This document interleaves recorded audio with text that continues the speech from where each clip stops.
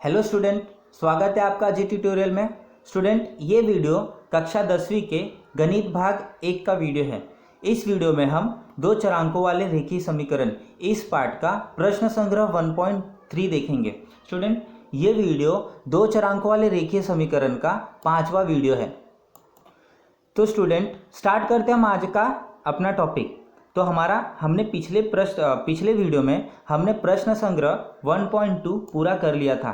इस प्रश्न संग्रह में हम 1.3 देखेंगे, परंतु उससे पहले आपको ये समझना है प्रश्न संग्रह 1.3 में क्रैमर्स की पद्धति है, ठीक है, निश्चयक पद्धति है। तो पहले हमें ये देखना है कि निश्चयक और निश्चयक की पद्धति मतलब क्रैमर्स की पद्धति क्या है। ठीक है स्टूडेंट्स, उसको समझने के लिए हमें सबसे पहले आपके बुक के पेज नंबर 10 पे ये निश्चयक दिया गया है जिसको डिटर्मिनेंट्स कहते हैं, ये हमें समझना है। स्टूडेंट्स, आपको यहाँ पे दिख रहा है ABCD, ठीक है, ऐसे 4 अंग्रेजी के छोटे अक्षर दिए गए हैं। ठीक है, अगर ये ब्रैकेट में इस तरीके से दिए जाते हैं तो यह 4 घटकों का निश्चयक है। ठीक है, इसे हम क्या कहते हैं, 4 घटकों का निश्चयक, मतलब यही निश्चयक है। ठीक है, तो इनमें AB और CD क्षैतिज पंक्तियां हैं। ठीक है, AB और CD ये कैसी पंक्तियां, ये क्षैतिज पंक्तियां हैं। इसी प्रकार ये जो आपको दिख रहा है AC और ये जो BD है ये ऊर्ध्वाधर स्तंभ है। ठीक है, ऊर्ध्वाधर स्तंभ है।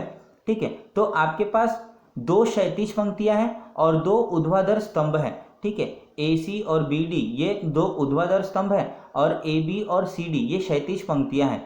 इस निश्चयक की घात 2 है। ठीक है, इनका घात 2 है। स्टूडेंट, घात 2 क्यों है? हमने बहुपद में और इस चैप्टर में देखा, जब भी दो चरांक आपस में गुणा होता है तो उनका घात 1 होता है। ठीक है, ये जो घात 2 है, क्योंकि यहाँ पे चरांक देखिए, अब पहले इसको हम देख लेते हैं। इस निश्चयक का घात 2 है कारण प्रत्येक पंक्तियों में तथा स्तंभ में 2 घटक है। ठीक है, आपके पास कितने घटक है? 1 2 1 2, इसी के लिए इसका घात 2 है। ठीक है, यह निश्चयक एक संख्या के लिए लिखा जाता है, वह संख्या AD माइनस BC है। ठीक है, मतलब इसका मान, इसको हल करेंगे तो क्या आएगा? AD minus BC। ठीक है, मतलब ये तरीका है हल करने का, AD माइनस BC, मतलब A से D गुणा होता है और B से C गुणा होता है। स्टूडेंट, अगर A के जगह, B के जगह, C के जगह, D के जगह अगर मैं कोई संख्या रखूं और A को D से गुणा करूं, मान लो A 1 है और D 2 है, तो 2 1 2 हो जाएगा। B 1 है और C भी 1 है, तो ये दोनों भी गुणा होकर 1 हो जाएगा। और यहाँ पे क्या लिखा है? A गुणे D, A गुणे D हमारा 2 आ रहा है और B गुणे C 1 आ रहा है, तो 2 में से 1 गया तो 1, मतलब ये क्या है? ठीक है, यह इसकी संख्या है, AD माइनस BC संख्या, इसको निश्चयक को हल करने का तरीका है। ठीक है स्टूडेंट्स, तो यहाँ पर आपको लिखा गया है AD माइनस BC, यह A/C और ACBD इस निश्चयक का मान है। ठीक है, इसका मान मतलब इसको हल कैसे करते A गुणे D माइनस B गुणे C। ठीक है, A गुणे D गुणे C, और दोनों को माइनस करना है हम लोगों को। ठीक है स्टूडेंट्स, निश्चयक का नाम देने के लिए साधारण ABCD ऐसे अंग्रेजी के बड़े अक्षरों का उपयोग किया जाता है। ठीक है, यहाँ पर ये जो निश्चयक है, यहाँ पर आपको दिख रहा है पेज नंबर 10 पे आखिरी में A बराबर 5 7 3 9 है। ठीक है, तो ये निश्चयक है और इसका नाम कैसे दिया गया है? A से। ठीक है, अंग्रेजी के बड़े अक्षरों से। यहाँ पर इस निश्चयक का नाम N से दिया गया और इसका B से। ठीक है स्टूडेंट्स, अब इन निश्चयक को हल कैसे करते हैं वो देख लेते हैं। हल करने का तरीका यहाँ पे दिया गया है, A को D से गुणा करना और B को C से, मतलब यहाँ 5 9 से गुणा होगा और 3 7 से गुणा होगा। ठीक है, तो पेज नंबर 11 पे देखते हैं, इसको हल करके भी दिया गया। तो 5 और 9 को गुणा किया गया और 3 और 7 को, और दोनों के बीच में यहाँ पर माइनस है। ठीक है, तो 9 पचे 45 होता है और 7 तिरिक 21 होता है, तो 45 में से 21 गया तो कितना बचेगा? 24। यहाँ पे बड़े अंक का जो चिन्ह था वो प्लस था। ठीक है स्टूडेंट, अब यहाँ पर देखते हैं -8 गुणे 4। ठीक है, यहाँ पे जो निश्चयक दिया गया है आपको, -8 को 4 से गुणा करना और -3 को 2 से गुणा करना है, तो यहाँ पे आपके टेक्स्ट बुक में भी वही किया गया है। ठीक है स्टूडेंट्स, यहाँ पे आपको दिख रहा है -8 जो है 4 से गुणा हुआ है। ठीक है, और यहाँ पर -3 जो है वो किससे गुणा हुआ है? 2 से गुणा हुआ है, और बीच में दोनों के क्या है स्टूडेंट? माइनस का चिन्ह है। ठीक है, तो ये 8 चौक कितना होता है स्टूडेंट? 32 होता है, तो यहाँ पे 32 लिखा हुआ है। ये प्लस है और ये -8 है, प्लस माइनस क्या होता है? माइनस, इसीलिए आपको यहाँ पे -32 दिख रहा है। ये 3 दूनी 6 है। ठीक है, और यहाँ पे माइनस है तो माइनस प्लस -6 होगा, -6 लिखा है। और ये जो मैंने सर्कल करके रखा माइनस का जो चिन्ह है ये यहाँ पे आपको दिख रहा है। ठीक है, अब ये माइनस और ब्रैकेट के अंदर माइनस है, जब ब्रैकेट खुलेगा ठीक है। तो ये क्या हो जाएगा, प्लस हो जाएगा, तो माइनस माइनस प्लस हो जाएगा, तो यहाँ पे दिख रहा है आपको +6 है। ठीक है, प्लस और माइनस क्या होता है स्टूडेंट, माइनस होता है। तो 32 में से 6 गया तो कितना बचेगा, 26 बचेगा। और यहाँ पे बड़े अंक का जो चिन्ह है वो माइनस है, तो आपको आंसर में भी क्या करना है, माइनस लिखना है। तो आपका आंसर क्या होगा, -26। ठीक है स्टूडेंट, इसी तरीके से आपको सारे निश्चयक हल करने हैं। तो आपको ये जो तीसरा सवाल है ये भी देखना पड़ेगा खुद से। ठीक है स्टूडेंट, अगर मैं सारे सवाल बताता जाऊं तो वीडियो बहुत बड़ा बन जाएगा। ठीक है स्टूडेंट, अब देखते हैं निश्चयक पद्धति। ठीक है, अभी जो हमने देखा वो खाली निश्चयक कैसे हल किया जाता है, उसका मान क्या है वो हमने देखा था। स्टूडेंट आपको बोर्ड में पूछ सकता है कि निश्चयक का मान क्या होता है, तो आपको ये पता होना चाहिए कि निश्चयक का मान जो होता है वो a गुणे डी माइनस बी गुणे सी। ठीक है, यहाँ पे आपको टेक्स्ट बुक में दिया गया है a गुणे डी माइनस बी गुणे सी, ये है निश्चयक का मान। तो ठीक है, आपको अगर 1 मार्क्स के लिए पूछ लेगा कि बोर्ड में कि निश्चयक का मान क्या होता है, ठीक है, तो ये होता है निश्चयक का मान। आपको बोर्ड में ये भी पूछ सकता है कि निश्चयन का घात कितना होता है, तो आपको बताने आना चाहिए निश्चयक का घात कितना होता है, 2 होता है। ठीक है स्टूडेंट्स, इससे ज़्यादा आपको कुछ नहीं पूछेगा। अब हम निश्चयक पद्धति को देखते हैं, जिसको इंग्लिश में डिटर्मिनेंट मेथड और क्रैमर्स मेथड भी कहा जाता है। ठीक है, बहुत ही सिंपल है, देख लेते हैं। दिए गए युगपत समीकरणों को सरल विधि से तथा कम से कम जगह का उपयोग कर निश्चयों की सहायता से हल किया जाता है। ठीक है, मतलब जो भी आपको युगपत समीकरण दिए गए हैं उसको अगर मैं सरल विधि से करूं, कम से कम जगह पर करूं और उसमें निश्चयों का इस्तेमाल करूं, तो उसको हम क्या कहते हैं, निश्चयक पद्धति कहते हैं। इसे ही युगपत समीकरण हल करने की निश्चयक पद्धति कहते हैं। स्टूडेंट मैंने आपको बताया, ठीक है, अगर कम से कम जगह में सरल विधि से, सिंपल तरीके से, ठीक है, अगर मैं करूं और किसका इस्तेमाल करना है, निश्चयों का। ठीक है, इसी को हम क्या कहते हैं, निश्चयक पद्धति कहते हैं। ठीक है, लेकिन ये निश्चयक पद्धति आई कैसे, ठीक है, तो वो देख लेते हैं कैसे आई। ठीक है, तो हमने सबसे पहले निरसन पद्धति प्रश्न संग्रह 1.1 में देखा था, ठीक उसी तरीके से। ठीक है, हमें क्या करना है, या तो x को काटना है या तो y को काटना है। ठीक है, तो हम सबसे पहले तो हमें 2 समीकरण लेना होगा। तो यहाँ पे 2 समीकरण क्या ले लिया गया, a1x प्लस b1y बराबर c1। ठीक है स्टूडेंट, ये दोनों आपके लिए ले लिया गया है। तो a1x प्लस b1y बराबर c1, ये पहला a1 b1 c1, यहाँ पर a1 b1 c1 कोई संख्या है। ठीक है स्टूडेंट, हमने देखा था मानक रूप में, ये संख्या होता है a1 b1 और c1, ये संख्या है। a1 b1 c1 क्यों, ये पहले समीकरण का, इसीलिए इसको ये तीनों को a1 b1 c1 दे दिया। और ये दूसरे समीकरण का, इसीलिए x के साथ जो गुणांक है, y के साथ जो गुणांक है और ये जो अचर है, ठीक है, इसको a2 b2 c2 दे दिया गया। ठीक है, तो हमारे पास 2 समीकरण है। यहाँ पे समीकरण एक क्या है, a1x प्लस b1y बराबर c1, और दूसरा समीकरण है a2x प्लस b2y बराबर c2। स्टूडेंट अब हमने क्या सीखा था निरसन पद्धति में, हमने क्या सीखा था, या तो x को सेम करके काट देते या तो y को सेम करके काटते। x के साथ a1 है और x के साथ दूसरे समीकरण में a2 है गुणांक, तो सेम करने के लिए या तो मैं पहले समीकरण में a2 गुणा करूँ और दूसरे समीकरण में a1 करूँ, तो दोनों a1 a2 हो जाएगा, है ना। लेकिन आपके टेक्स्ट बुक में क्या किया गया है यहाँ पर, ठीक है, आपको देखो एक और चीज़ बताई गई, यहाँ पे a1 b1 c1 तथा a2 b2 c वास्तविक संख्या, मैंने आपको बताया ना a1 b1 c1 ये संख्या है, a2 b2 c2 ये वास्तविक संख्या है। ठीक है, और अब समीकरण 1 में आपको y सेम किया गया। स्टूडेंट y सेम करने के लिए हम क्या करेंगे, y में अगर पहले समीकरण में b2 गुणा कर देता हूँ मैं, ठीक है, अगर मैं पहले समीकरण में b2 से गुणा करता हूँ, ठीक है, अगर मैं b2 से गुणा कर दूँ, मैं करके दिखाता हूँ आपको, तो ये क्या हो जाएगा, पहले पद में भी गुणा होगा, दूसरे पद में भी होगा, ठीक है स्टूडेंट, और इस तरीके से तीसरे पद में भी होगा। तो ये क्या हो जाएगा, a1 b2x, यहाँ पे आपको दिख रहा है a1 b2x, यहाँ पर जो समीकरण 3 है, और ये b1 गुणे b2 और y, तो क्या हो जाएगा b1 b2 y हो जाएगा। ठीक है, और c1 को b2 से गुणा करेंगे तो क्या हो जाएगा, c1 b2 हो जाएगा। ठीक है स्टूडेंट, हमने क्या किया, पहले समीकरण में b2 से गुणा कर दिया ताकि y का जो गुणांक है वो सेम हो। तो हमें दूसरे समीकरण में भी तो b1 लाना है, तभी तो b1 b2 होगा। तो दूसरे समीकरण में किससे गुणा करेंगे, हम b1 से गुणा करेंगे। ठीक है, b1 से करेंगे तो ये पहले पद में और दूसरे पद में और तीसरे पद में होगा। ठीक है स्टूडेंट्स, तो करके देखते, जब मैं पहले पद में गुणा करता हूँ b1 से, तो ये क्या हो जाएगा, a2 b1x हो जाएगा। दूसरे पद में b1 से गुणा करूँगा तो ये b1 b2 y हो जाएगा, और तीसरे पद में c2 से गुणा करूँगा तो ये क्या हो जाएगा, b1 b2। ठीक है, इस तरीके से हमने क्या कर लिया, y का जो चरांक गुणांक था वो हमने सेम कर लिया। y का गुणांक अब दोनों जगह क्या होगा, b1 b2 अब सेम होगा तो ये कट सकता है, लेकिन इनका चिन्ह देखो क्या है, इनका चिन्ह प्लस है, यहाँ पे भी प्लस है। ठीक है स्टूडेंट, ये प्लस प्लस है तो काटने के लिए हमें क्या करना पड़ेगा, हम जोड़ तो नहीं सकते, जोड़ेंगे तो जुड़ जाएगा, हमें काटना है तो हम घटाएंगे। ठीक है, तो किसी एक समीकरण में से किसी दूसरे समीकरण को घटाने पर, ठीक है, तो यहाँ पे क्या लिखा है, समीकरण 3 से समीकरण 4 को घटाने पर, 3 ऊपर लिखा है 4 नीचे लिखा है, और यहाँ पे देख रहे हो आप माइनस का चिन्ह डाला है। स्टूडेंट्स जब माइनस डालते हैं तो दूसरी जो समीकरण है उसके सारे चिन्ह देखो बदल गए, ये प्लस था तो माइनस हो गया, प्लस था तो माइनस हो गया, ये भी प्लस था तो माइनस हो गया। ठीक है, अब प्लस माइनस हो गया तो अब हमें क्या करना है, हमें काटना है जो सेम है। ठीक है, तो यहाँ पे b1 b2y और b2 b1y ये सेम है, और यहाँ पे चिन्ह माइनस है, ये माइनस चिन्ह हो गया तो ये कट जाएगा, लेकिन ये क्या होगा, अभी यहाँ पे जुड़ेगा, तो ये नया चिन्ह इसका क्या है, माइनस है, मतलब ये दोनों माइनस करेंगे तो a1 b2 x minus a2 b1 x, तो यहाँ पे देख रहे हो a1 b2 minus a2। Student यहाँ का x कहाँ गया, यहाँ पे जो x होना चाहिए था, यहाँ पे जो x होना चाहिए था वो कहाँ गया, वो दोनों को हमने क्या ले लिया, सामान्य ले लिया, कॉमन ले लिया, और सामान्य लेकर के बाहर कर दिया। ठीक है, कॉमन लेके बाहर कर दिया। ठीक है, तो a1 b2 x, यहाँ पे a1 b2 x होना चाहिए था, ये minus a2 b1 x, a2 b1 है, x कहाँ गया, कॉमन ले लिया, यहाँ पे आप देख रहे हो x ये बाहर आ चुका है, दोनों में से सेम था तो हमने यहाँ से भी x, क्योंकि ये x अब जाएगा तो दोनों में गुणा होगा अंदर। ठीक है, आपको समझ रहा है।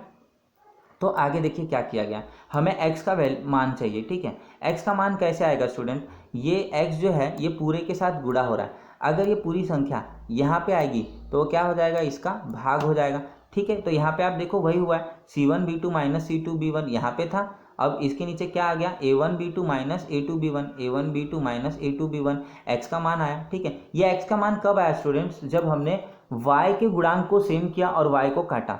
अगर मैं x के गुणांक को सेम करूंगा और x को काटूंगा तो y का मान मिलेगा, और y का मान देखो कैसा मिलेगा, ठीक इस तरीके से मिलेगा जो मैंने अभी सर्कल कर दिया। ठीक है, y का मान क्या मिलेगा, a1 c2 minus a2 c1, a1 b2 minus a2 b1। Student ये आप सॉल्व करके चेक कर सकते हो, जैसा ये सॉल्व हुआ है वैसे आपको क्या करना होगा, आपको खाली x को सेम करना होगा, और x को सेम करने के लिए क्या गुणा करना होगा, पहले समीकरण में a2 से और दूसरे समीकरण में a1 से। ठीक है, तो a1 a2 सेम हो जाएगा तो वो कट जाएगा। ठीक है, तो x सेम हो जाएगा तो y का मान मिलेगा। ठीक है, अब यहाँ पर डायरेक्ट करके दिया गया है, इसी प्रकार x का निरसन करने पर, ठीक है, x को निकालने पर y का मान इस तरीके से मिलेगा। अब स्टूडेंट देखोगे तो x का जो मान आया है उसका जो ये जो निचला हिस्सा दिख रहा है आपको, ठीक है, a1 b2 minus a2 b2 वो y में भी आपको दिख रहा है, a1 b2 minus a2 b2। ठीक है, इसका मतलब ये जो हिस्सा है और यहाँ पे ये जो हिस्सा है वो सेम है। ठीक है, इसी को यहाँ पर क्या माना गया है, d माना गया है। स्टूडेंट्स आगे जा करके इसी को d माना गया है क्योंकि ये सेम है, और जो ऊपर के अलग है ये x वाले को क्या माना गया है, dx माना गया है। ठीक है, और जो y का आंसर आ रहा है उसको क्या माना गया है, dy माना गया है। बस यही फॉर्मूला है। स्टूडेंट्स आगे देखते हैं, आपके टेक्स्ट बुक में और अच्छे से समझाया गया।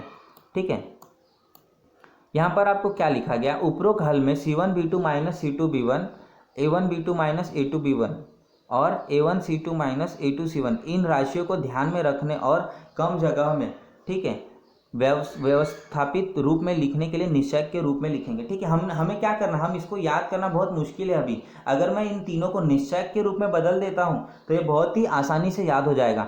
ठीक है, तो हमने निश्चयक कैसा लेना है, a1 a2 b1 b2 और c1 c2 लेना है, इस तरीके से लेना है। देखो x का आंसर यही आया था। ठीक है स्टूडेंट्स, x का आंसर यही आया था।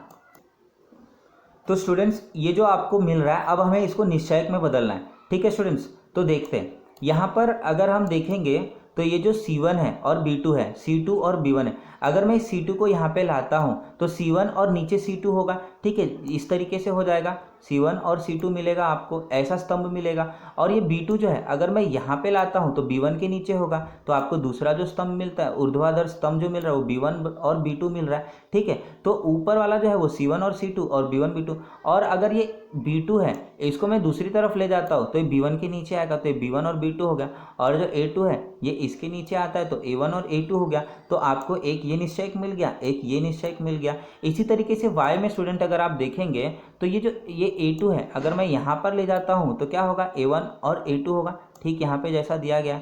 ठीक है, और अगर मैं इस c2 को यहाँ पर लाता हूँ तो c1 और c2 हो गया, ठीक इस तरीके से हल हो गया। ठीक है, तो ये मेरा दूसरा निश्चयक है। ठीक है, और अगर ये जो a1 है यहाँ पर आएगा तो ठीक है, ये a1 को नहीं ले जाना है हमें, a2 को यहाँ लाना है। a2 को यहाँ लाएंगे तो a1 a2 हो जाएगा, और b2 को यहाँ लाएंगे तो b1 और b2 हो जाएगा। स्टूडेंट्स अगर आप नीचे का, ठीक है, ये जो आपको हर दिख रहा है, ठीक है। दोनों भिन्न में जो आपको हर दिख रहा है वो दोनों सेम है, ठीक है स्टूडेंट। 2 मिनट, ज़्यादा ही मैंने कुछ लिख दिया है। अगर हम यहाँ पर देखते हैं दोनों भिन्न में, देखिए आप जो हर है ना यहाँ पे वो पूरी तरीके से सेम है, ठीक है। ये जो हर है वो पूरा सेम है, A1 A2 B1 B2 A1 A2 B1 B2, ठीक है। तो इसी हर को यहाँ पर क्या मान लिया गया है, इसी हर को यहाँ पे D माना गया जो सेम था। और यहाँ पे जो ऊपर का जो दोनों का अलग अलग है इसको क्या मान लिया गया, DX मान लिया गया, ठीक है। इसको DX मान लिया गया और इसको DY मान लिया गया। यहाँ पे आप देखेंगे DX क्या है आपका C1 C2 और B1 B2, C1 C2 और B1 B2, और DY क्या है आपका A1 A2 और C1 C2, ठीक है स्टूडेंट्स। तो ये ही आपका फॉर्मूला है। आपको स्टूडेंट्स, आपको जो अभी तक आपने सीखा, आपको बोर्ड में ये नहीं पूछेगा कि ये फॉर्मूला कैसे आया, आपको ये याद नहीं रखना है, ठीक है। आपको बस क्या याद रखना है, ये जो मेन फॉर्मूला है आपका, ये जो मेन फॉर्मूला है, ठीक है। ये जो D आपको याद रखना है, D A1 A2 B1 B2, DX जो है C1 C2 B1 B2, और DY जो है A1 A2 C1 C2। बस आपको ये 3 याद रखना है। और X कैसे आएगा, X कैसे आएगा DX बटे D, और Y कैसे आएगा DY बटे D। इस तरीके से आपको बस ये 5 चीज़ें याद रखनी, यही है क्रैमर्स रूल, और सबसे सिंपल है स्टूडेंट और आसानी से याद हो जाएगा, ठीक है। अब इस फॉर्मूले को याद करने के लिए आपको पेज नंबर 13 पे, ठीक है, कुछ हिंट दिया गया है। यहाँ पे D DX DY निश्चयक लिखने के लिए A1 A2 B1 B2 C1 C2 स्तंभों के क्रम को ध्यान में रखिए। इनके क्रम को खाली ध्यान में रखना कि कौन से निश्चयक में कौन सा क्रम आ रहा है और कौन सा नहीं आ रहा है, ठीक है। तो देखते पेज नंबर 13 पे आपको बहुत ही अच्छे से समझाया गया है।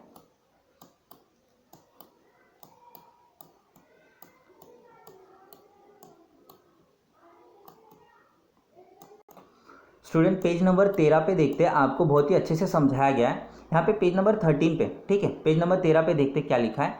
इन समीकरणों से A1 A2 B1 B2 C1 C2 ऐसे 3 स्तंभ प्राप्त होते, ठीक है। इसको हमने हल किया, ठीक है, हमको 3 स्तंभ प्राप्त हुए A1 A2 B1 B2 C1 C2, ठीक है।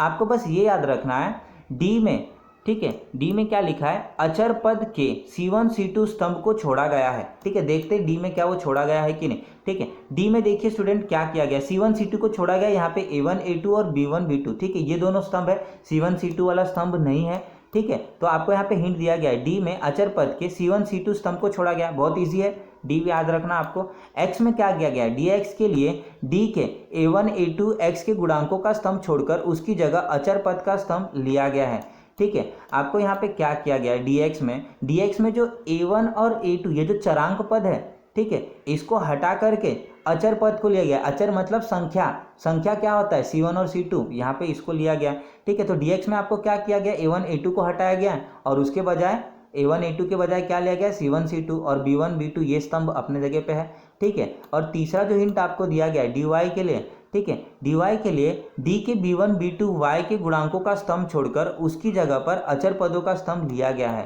ठीक है। DY में आपको क्या किया गया है, DY में ये जो B1 B2 ये जो पद था चरांकों का, उसके जगह अचर पद C1 C2 लिया गया, ठीक है। मतलब DY में क्या किया गया, B1 B2 को हटा करके C1 C2 रखा गया, ठीक है स्टूडेंट्स। तो D में C1 C2 नहीं है, DX में A1 A2 नहीं है, और DY में B1 B2 नहीं है। बहुत सिंपल है स्टूडेंट, अगर आप इसको सॉल्व करने लगोगे तो क्रैमर्स पद्धति मेरे ख्याल से आपका फेवरेट हो जाएगा, ठीक है। अब कुछ स्टेप दिया गया है, इसे ध्यान में रखिए। वीडियो खत्म होने के बाद जब भी मैं आपसे सवाल पूछूंगा, ये ज़रूर पूछूंगा कि क्रैमर्स पद्धति के कौन कौन से 3 बड़े स्टेप हैं, तो आपको यही तीनों स्टेप बताने हैं, तो आपको याद से ध्यान से सुनना होगा। क्रैमर की पद्धति का उपयोग कर युगपत समीकरण हल करने की विधि, ये विधि है और कौन कौन से स्टेप आते हैं उसमें, ठीक है, कैसे क्रैमर पद्धति को हल किया जाता है। तो सबसे पहले आपको क्या करना है, दिया गया समीकरण AX + BY बराबर C स्वरूप में लिखना है, ठीक है स्टूडेंट्स। बहुत सारे स्टूडेंट क्या होते हैं, उनको अगर मैं समीकरण ऐसे लिख दूँ, ठीक है, AX, ठीक है, AX प्लस B, ये B है, BY माइनस C बराबर 0 कर दूँ, तो वो लोग कंफ्यूज हो जाते हैं कि अब इसको करना कैसे है, क्योंकि हमारा तो जो हमारा रूप दिया गया वो इस तरीके से, लेकिन इस स्वरूप में हमने तो यहाँ पे इस स्वरूप में सर ने बताया नहीं, तो क्या करेंगे स्टूडेंट, आपको इस रूप में करना है ना, तो आप क्या करोगे, ये जो आपका -C है ये आप दूसरी तरफ ले जाओगे तो +C हो जाएगा, तो ये यहाँ से हट जाएगा, तो यहाँ पे 0 के साथ प्लस हो जाएगा, तो क्या होगा, यहाँ पे सिर्फ और सिर्फ C बचेगा, तो हो जाएगा आपका आपका ये क्या हो जाएगा, AX हो जाएगा प्लस BY हो जाएगा, BY बराबर सी हो गया उस स्वरूप में। ठीक है स्टूडेंट्स, तो कोई भी स्वरूप में अगर आता है तो आपको सबसे पहले उसको इस स्वरूप में करना है। उसके बाद क्या दिया गया है, डी डी एक्स तथा डी वाई इन निश्चयकों का मान ज्ञात कीजिए। हमें ये तीनों निश्चयकों का मान ज्ञात करना है। ठीक है, और कैसे करना है आपको पता है, a1 a2 b1 b2। ठीक है, c1 c2 b1 b2 और इसमें a1 a2 c1 c2। ठीक है स्टूडेंट्स, और लास्ट में x निकालने के लिए क्या करोगे, dx बटे डी, मतलब dx का जो मान होगा और d का जो मान होगा भाग हो जाएगा, और y निकालने के लिए dy का जो मान होगा और d का जो मान होगा वो भाग हो जाएगा। ठीक है स्टूडेंट्स, आपके अधिक जानकारी के लिए क्या दिया गया है, ये जो क्रैमर्स रूल किसने निकाला है उनके बारे में थोड़ा सा बताया गया।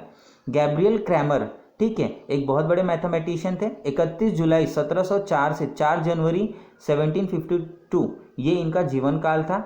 नामक स्विस गणितज्ञ का जन्म जेनेवा में हुआ। इनका जन्म जेनेवा में हुआ था। ठीक है स्टूडेंट, गणित विषय में बचपन से ही प्रवीण थे, बहुत ही माहिर थे गणित विषय में, बहुत ही स्कॉलर थे। आयु के 18वें वर्ष में उन्होंने डॉक्टरेट की उपाधि प्राप्त की। 18 साल की उम्र में, जब हमें ज़्यादा ज्ञान नहीं होता है, इन्होंने मैथ्स में डॉक्टरेट की उपाधि प्राप्त कर ली थी। सोचिए कितनी छोटी उम्र में। वे जेनेवा में प्राध्यापक थे। ठीक है, जेनेवा में ये प्राध्यापक थे। ठीक है स्टूडेंट्स, तो इतना था क्रैमर्स की पद्धति हमने देख ली। अब पेज नंबर 14 पे एक सवाल है जो कि उदाहरण आपको दिया गया, उसको हल करते तब आपको अच्छे से समझेगा कि ये पद्धति है क्या वास्तविक में। तो पहला समीकरण है 5x + 3y बराबर -11 और दूसरा समीकरण है 2x + 4y बराबर -10। ठीक है, ये दोनों दिए गए समीकरण है। तो सबसे पहले हम d निकालेंगे। d का फॉर्मूला क्या था स्टूडेंट्स, a1 बटे a1 a2 b1 b2। अब यहाँ पे आपको समझ में नहीं आ रहा होगा a1 क्या है b1 क्या है, तो मैं आपको बता दूं, पहले समीकरण में जो ये 5 है ये x का गुणांक है, ये a1 है, ये y का जो गुणांक है वो b1 है, और यहाँ पे जो तुम्हारा अचर पद है वो c1 है। ठीक है स्टूडेंट्स, तो ये आपका c1 है, ये आपका ये b1 है और ये a1 है। ठीक है, तो यहाँ पे जो दूसरा समीकरण है x का गुणांक होगा वो आपका क्या होगा, a2 होगा। ठीक है, ये जो 4 है ये क्या है, b2 है, और ये जो -10 है वो क्या है, c2 है। ठीक है, इस तरीके से a1 b1 c1 मिल गया, a2 b2 c2 मिल गया। अब आपको क्या करना है, बस आपको फॉर्मूले में डालना है a1 a2 b1 b2, a1 5 a2 2, तो 5 और 2, b1 3 और b2 4, तो 3 और 4। अब ये जो 4 है, ठीक है, ये 5 से गुणा होगा, ये जो 4 है 5 से गुणा होगा, और 2 जो है वो 3 से गुणा होगा, तो 5 4, और यहाँ 5 गुणे 4 -2 गुणे 3, 5 चौक 20 होता है स्टूडेंट, और 3 दूनी 6 होता है। ठीक है, और यहाँ पे दोनों में बीच में चिन्ह कौन सा है, माइनस का, तो यहाँ पे हम चिन्ह कौन सा डालेंगे, माइनस का डालेंगे। तो 20 में से 6 गया तो कितना बचेगा, 14। बड़े नंबर का चिन्ह प्लस है तो प्लस लिखेंगे। ठीक इसी तरीके से dx करेंगे। dx में स्टूडेंट यहाँ पे क्या होगा, c1 c2 b1 b2, c1 -10 और ये देखिए c1 जो है आपका -11 है और c2 जो है वो -10 है, तो -11 -10, b1 b2 3 और 4।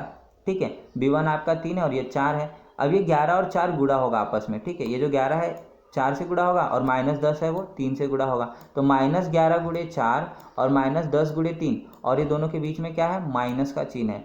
11 चौक 44 होता है, 44 होता है, और यहाँ पे प्लस माइनस -44 होगा, ये आपको ध्यान देना है। ठीक है, 10 तिहाई 30 होगा। ठीक है, और ये जो माइनस और माइनस है, ठीक है, यहाँ पे हम -30 लिखेंगे। अब ये माइनस माइनस क्या हो जाएगा, +30 हो जाएगा, तो प्लस माइनस क्या होगा, माइनस होगा। 44 में से 30 गया तो -14 बचेगा, क्योंकि बड़े नंबर का चिन्ह माइनस है तो यहाँ पे हम माइनस लिखेंगे।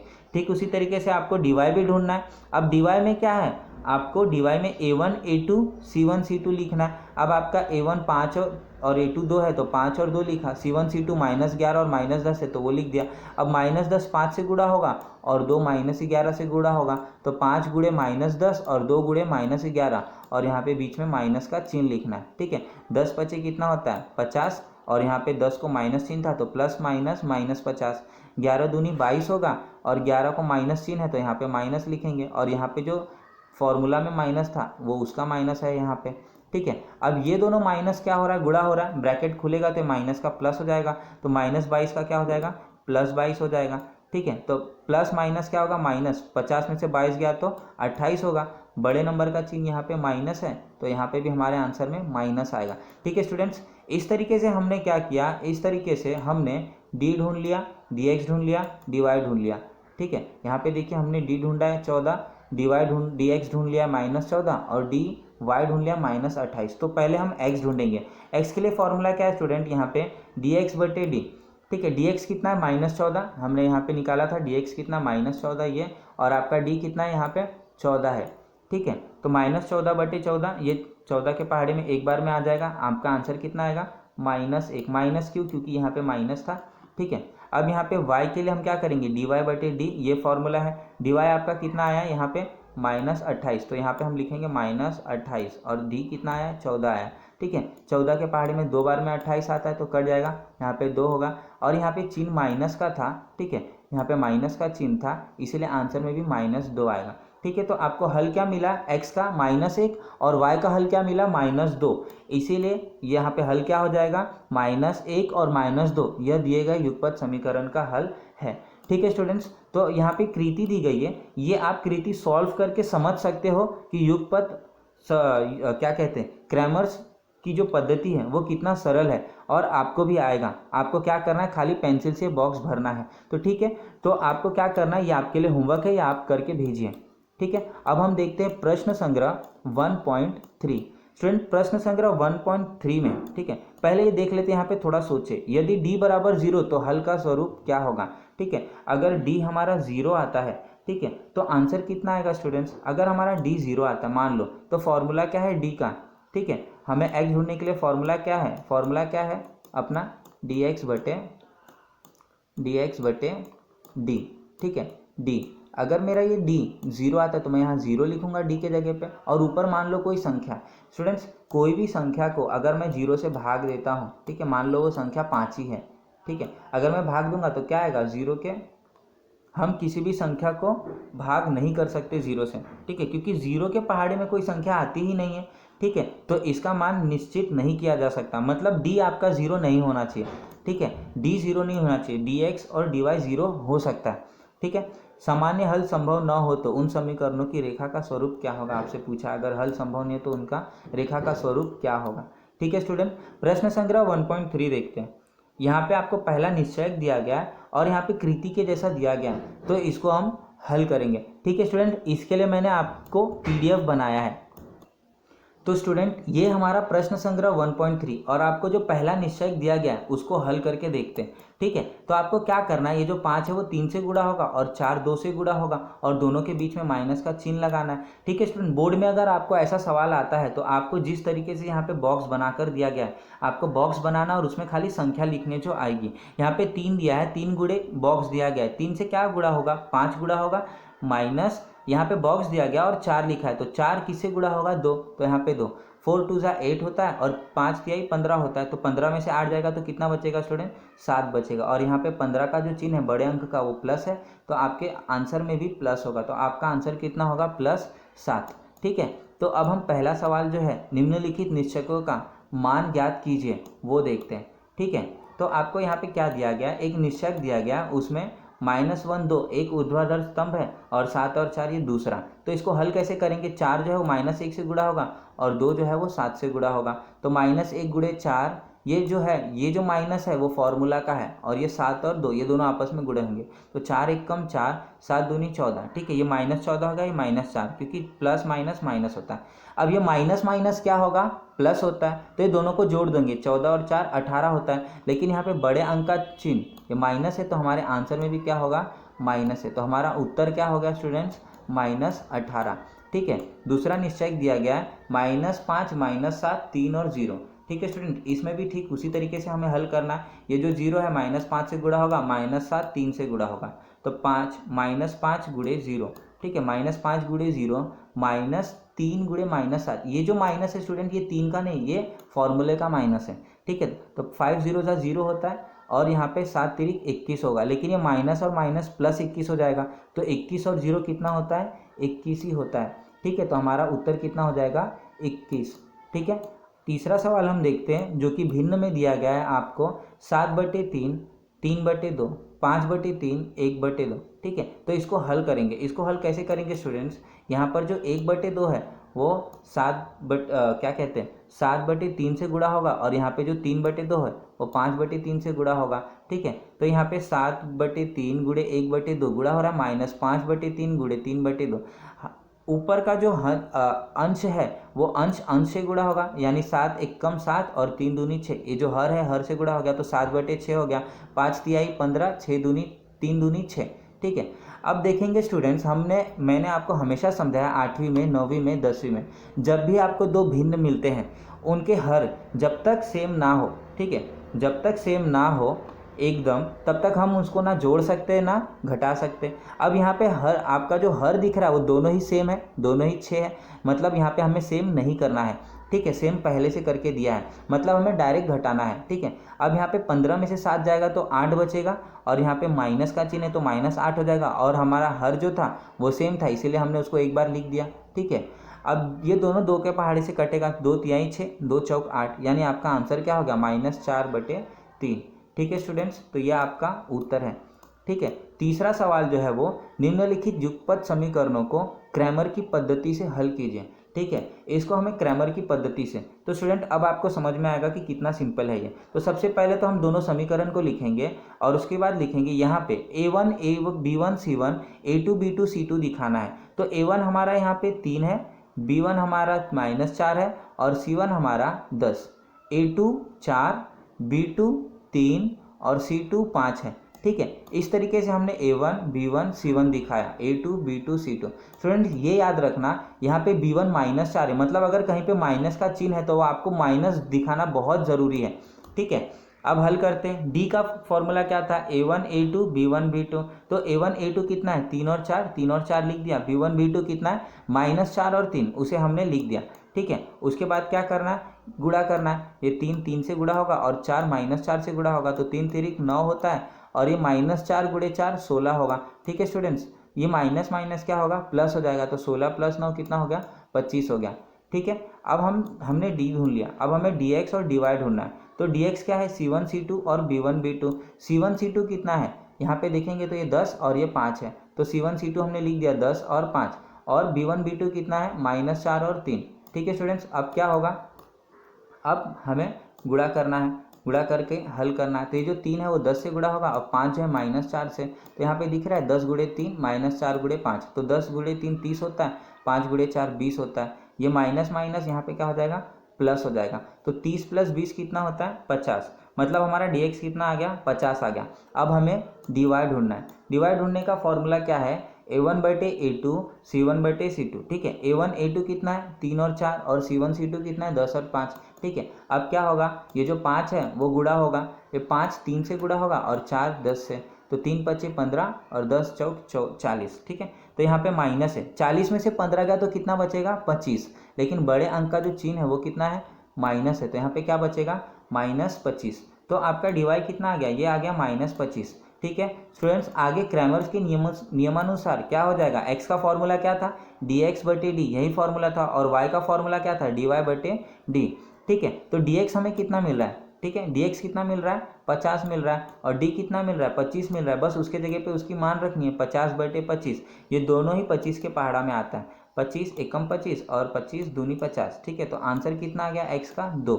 इसी तरीके से dy भी ढूंढना है। dy यहाँ पर देखिए -25 आ रहा है, तो हमने dy की जगह पे -25 लिख दिया और d के जगह पे 25 लिख दिया। ठीक है, तो दोनों एक के पहाड़े में आएगा, 25 एकम 25, लेकिन यहाँ पे माइनस है, इसीलिए यहाँ पे भी आंसर क्या आएगा हमारा माइनस। मतलब x का मान क्या आ गया 2 और y का मान क्या आ गया -1। ठीक है, तो दिए गए युगपत समीकरण का हल क्या है 2 और -1। स्टूडेंट्स, प्रश्न संग्रह 1.1 का हमने पहला सवाल किया। ठीक है, और अभी हमारे पास 5 सवाल है, तो दूसरा सवाल आपके लिए है, वो होमवर्क है, वो आपको मुझे करके सेंड करना है। अगर मैं इससे आगे पढ़ाता हूँ तो हमारा वीडियो बहुत बड़ा हो जाएगा। ठीक है, तो वो आप बड़े वीडियोस तो ज़्यादा पसंद नहीं करते, इसलिए इतना ही आज के लिए फ़िलहाल। और उम्मीद है कि आपको पूरा प्रश्न संग्रह समझा होगा जहाँ तक अभी तक हमने पढ़ा है। तो आप प्लीज़ वीडियो को लाइक करिए और सब्सक्राइब करिए और शेयर करिए।